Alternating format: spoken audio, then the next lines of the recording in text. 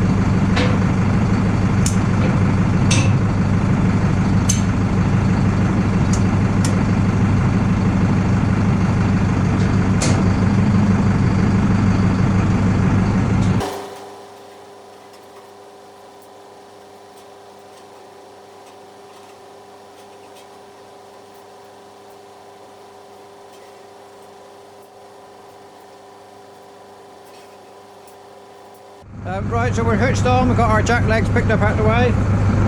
Let's go to the field. Right, so we're in the field now, we'll just have a quick look around before we get going. And we've nearly got some sunshine now, so the fog's nearly burnt off.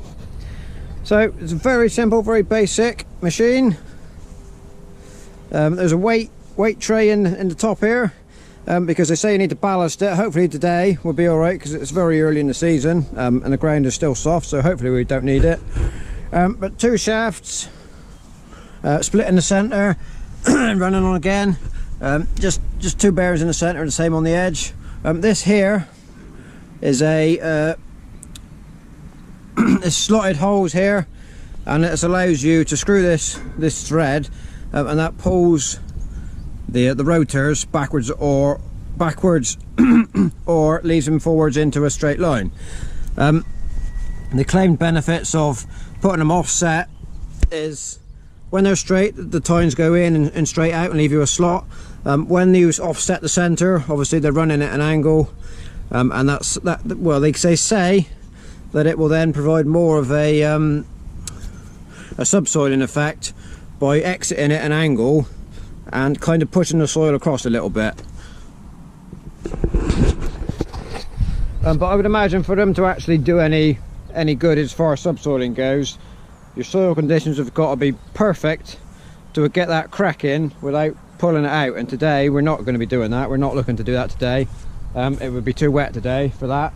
So what we're going to do, we're just going to go straight slit in, and let's get going.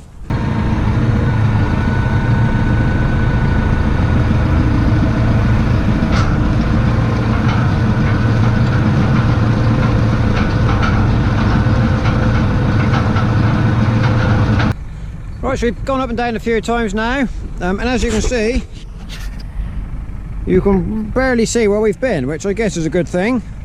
We're just going in, straight in, and coming back out again. So here's kind of our, this is it in work. So we're showing the penetration we're getting. So the reason we're carrying out this slitting or aerating is to aerate the soil, funnily enough. So we're all quite well, what's the word? So we're all quite well aware of compaction caused by big heavy tractors and say slurry tankers and silage trailers and the like. But we're not quite so aware of the fact that cows actually can cause compaction as well. With their, and when they're grazing, you know, their feet, they're always, you know, as they're walking across the field to and from, say, the water tank or to where they're eating, and even back to the yard milking times. All that foot traffic eventually causes just shallow compaction. It's not so deep as what tractors and machinery do it, but it's there all the same. So what we're doing is, by slitting it, we are relieving just that top layer of compaction. So I mean, it won't do the deep down stuff. You still need a subsoiler for the, you know, for the heavy, real heavy stuff. But it'll take the surface compaction out. And also by doing it in the spring, it gets air into around the roots. You need air in the soil to you know, to keep it alive, to keep the soil bacteria and stuff and the worms, you know, in good health. So you need air. It will help us to warm up a little bit quicker in the spring by having that air into the soil, and also it should help it drain by actually putting slots in the soil. Any rain that comes will go straight down into the soil. Probably beneficial more in the autumn for, you know, for setting a field up for the winter ahead. Is for you know, for the drainage. So we've been considering whether or not to purchase one of these machines for several years now, and we were never quite sure if if they did what they were claimed to do. Some people say they reduce your your fertilizer use or make it more efficient. Where we're actually slitting today, we are going to spread slurry tomorrow. So hopefully by putting the slits in first, the slurry will go straight to the roots, almost like injecting, but no, not quite, but you know, it's the same kind of principle. So that's going to be a little experiment. Hopefully we can come back and see, you know, in a few weeks time whether the the slitting has actually affected the grass growth with the slurry. So hopefully most of you viewers will be aware of the Farmer P channel. The machine we've got here is actually exactly the same as the one Farmer P bought last year. So we were watching, quite interested, this time last year it kind of was, I'm not sure exactly when he bought it. But he bought one and he went over all his land.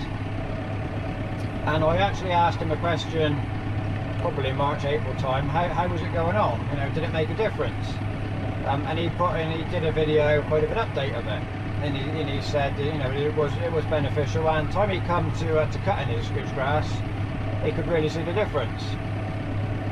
So we kind of thought, well, you know, it's going to be worth a go.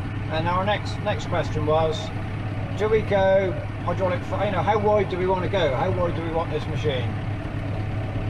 Do we want a hydraulic folding one to get over it, you know, get over it quicker, or do we just stick with a cheaper alternative of just a 10-foot one? So we weighed up our options a little bit. We got prices. Obviously the narrow one was cheaper, but we took the decision to go narrow because we were envisaging using it quite a lot immediately now, as soon as we get the right kind of weather, and maybe not so much in the future. You know, once you've been over it, you do a bit every year kind of thing. So in the future, you know, it's not such a demand for the wider machine, so therefore we would, you know, try and keep the cost down a little bit. And also one of the other deciding factor of what size we go for, as I mentioned earlier on about we need to weight the machine, and having done a little bit now, we've done a bit of the field, we do need to do it. But it's doing a good enough job for where we are, because there's no compaction in this field, because this is only 2 years old, this grass lay, so it's quite away from this, the farthest field from the yard, so there's not a great deal of compaction in it. So the depth we're getting is good enough. But to do any more, we will put some weight on the machine. But the reason we didn't go hydraulic folding was because of the weight. The wings actually, they fold right up on top of the machine. They don't come up vertical. They fold right over centre. So there's no real way of weighting those wings without taking the weight on and off, and that's just never going to get done. So we went for just a fixed width so that we can weight it and the weight stay there. And then it takes a bit longer, but in the future for our, we're envisaging using it a bit less in the future, so it won't take so long. So that's the reason for going slightly narrower. There we go. It's just a little introduction to our new machine. I hope you weren't all disappointed, because it's not a big fancy machine, but hopefully we will see a difference. We will certainly come back in a week or two's time, well maybe a month, and we will come and see if it actually, if it lives up to the claims that they make. So that's what we'll do. We'll come back in a month or so and do a little update. But other than that, it just leaves me to say thank you very much for watching, and we'll see you next time.